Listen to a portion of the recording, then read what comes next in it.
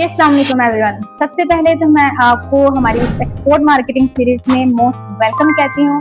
और अगर आप हमारे इस चैनल पर न्यू हैं तो मैं आपको बताती चलूँ कि हमारी ये एक्सपोर्ट मार्केटिंग सीरीज स्पेसिफिकली उन एक्सपोर्टर्स के लिए है जो कि ऑनलाइन ऑर्डर्स गेन करना चाहते हैं और इंटरनेशनल क्लाइंट्स तक पहुंचकर अपने एक्सपोर्ट बिजनेस को ग्रो करना चाहते हैं।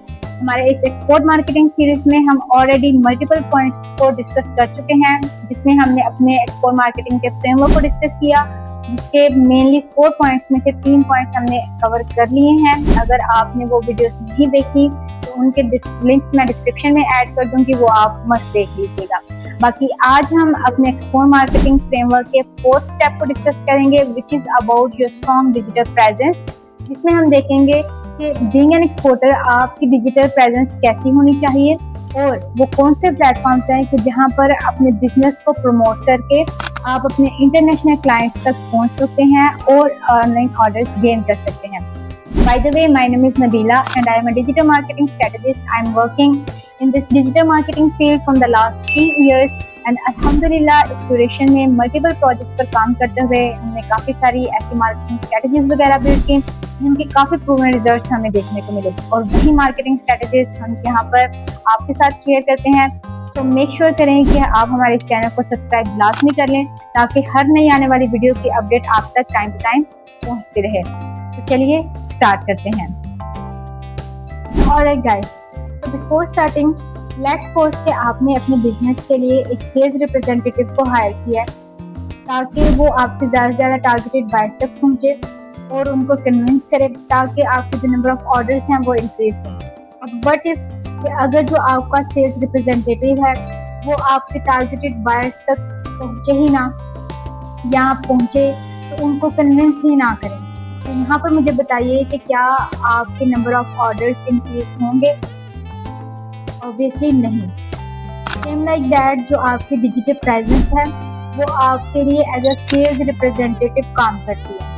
तो हमने मेक श्योर करना है कि अपनी डिजिटल प्रेजेंस के थ्रू हमारा बिजनेस नंबर 1 तो हमारे ज़्यादा से ज़्यादा टारगेटेड बायर्स तक पहुँचे एंड नंबर 2 कि उनको कन्विंस भी करें ताकि जो इंटरनेशनल क्लाइंट्स हैं या जो हमारे टारगेटेड बायर्स हैं वो हमको खुद अप्रोच करें। ऑलराइट, सो एक स्ट्रॉन्ग डिजिटल प्रेजेंस में वो कौन से पॉइंट्स हैं या कौन कौन से प्लेटफॉर्म्स हैं कि जहाँ पर हमने अपने बिजनेस को प्रमोट करना होता है, अभी हम उनको देखने लगे हैं। ठीक, तो सबसे पहले तो इसमें आपका आ जाता है सेल्स रिप्रेजेंटेटिव, जिसको हम यहाँ पर कहते हैं आपकी वेबसाइट। तो सबसे पहले तो आपके पास अपनी एक प्रोफेशनल SEO और CRO ऑप्टिमाइज्ड वेबसाइट होनी चाहिए।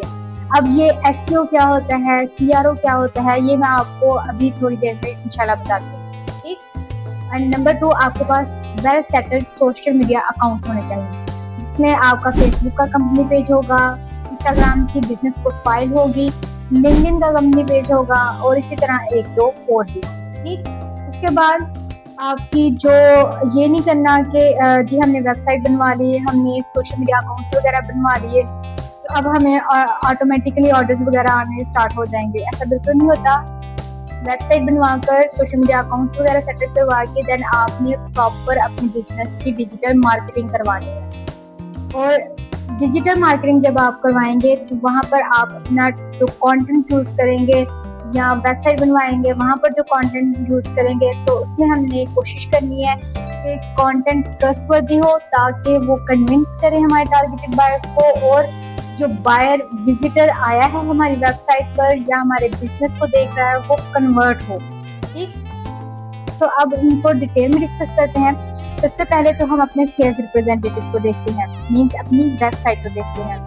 वेबसाइट में मैंने आपको कहा कि जी वेबसाइट आपकी प्रोफेशनली सर्च इंजन ऑप्टिमाइज और CRO ऑप्टिमाइज होनी चाहिए। अब ये सर्च इंजन क्या होते हैं? ये वो प्लेटफॉर्म्स होते हैं कि जहाँ पर आपके टारगेटेड बायर्स आकर आपके बिजनेस से रिलेटेड सर्च कर रहे होते हैं या आपको सर्च कर रहे होते हैं। इसकी सबसे बेस्ट एग्जांपल है गूगल। गूगल एक दुनिया का सबसे बड़ा सर्च इंजन है।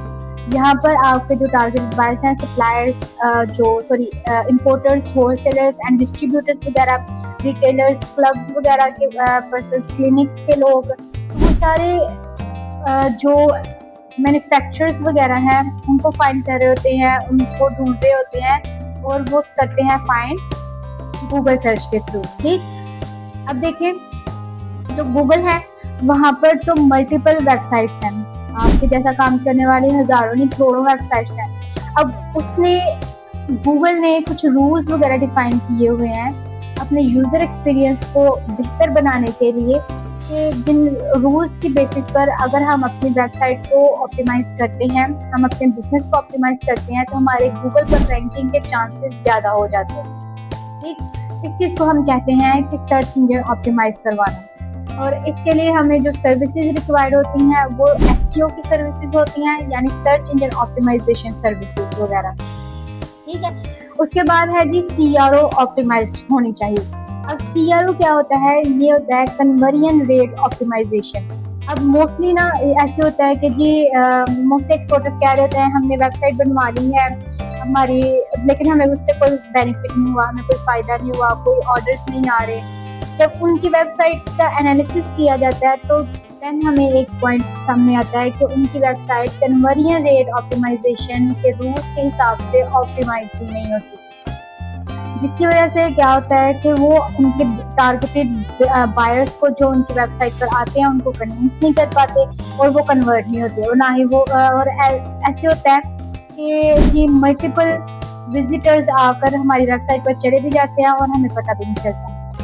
ठीक, सो ये सर्च इंजन ऑप्टिमाइज्ड और सीआरओ ऑप्टिमाइज्ड वेबसाइट को बनाने का पर्पस क्या होता है? इसका पर्पस ये होता है कि आपकी वेबसाइट, आपका बिजनेस ज़्यादा से ज़्यादा आपके टारगेटेड बायर्स तक पहुंचे और उनको कन्विंस भी करें, और ये हम काम करते हैं डिजिटल मार्केटिंग के थ्रू।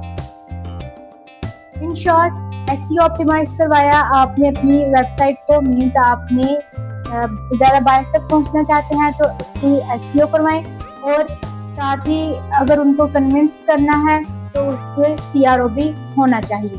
ठीक हो गया। नेक्स्ट हम बात करते हैं सेकंड पॉइंट की, दैट इज कि जो हमारे हेल्पर्स होते हैं बिजनेस में, जिनके थ्रू हमें रेफरल ट्रैफिक वगैरह मिल रही होती है, जिनसे हमारे बिजनेस को जो कि हमारे बिजनेस को सपोर्ट करते हैं, और वो कौन से हैं? हमारे सोशल मीडिया अकाउंट। अब यहाँ पर इन सोशल मीडिया अकाउंट्स में हमारे फेसबुक कंपनी पेज आ जाता है, Instagram business account, LinkedIn company page and YouTube. अब यहाँ पर जो हमने कंटेंट पब्लिश करना है वो हमने मेक श्योर करना है कि वो B2B फोकस्ड हो। ठीक है।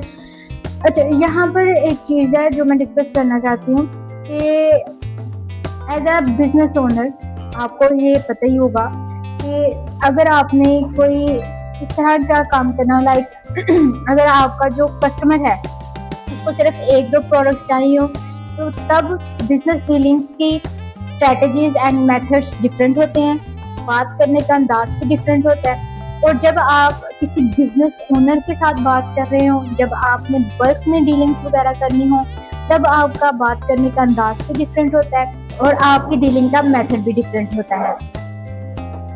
ठीक है, सो यही चीज़ें हमने मेक श्योर करनी होती है कि हमारी सोशल मीडिया अकाउंट्स पर जो कंटेंट जा रहा है वो B2B फोकस हो, वो उन लोगों के लिए हो जो कि हमारे टारगेटेड बायर्स हैं।